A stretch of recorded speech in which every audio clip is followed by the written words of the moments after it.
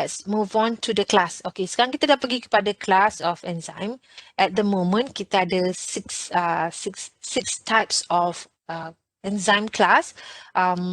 Oxidoreductase, transferase and so on and so forth. Boleh baca je kat situ. So daripada nama tu sebenarnya kita boleh predict dah apa contoh isomerase ni.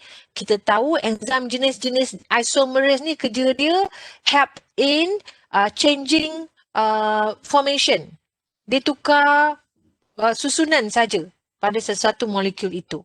Kalau kita nampak hydrolysis, enzim-enzim ni, hydro means air kan, dia akan pecahkan ataupun dia akan add air dalam satu bond tu.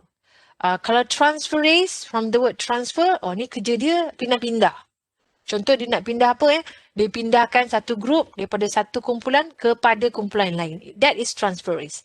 Aminotransferase contohnya. Tu contoh enzim yang kerja dia transfer kumpulan amino. Kinases ini pun sama juga. Dia transfer apa? Dia transfer fosfat.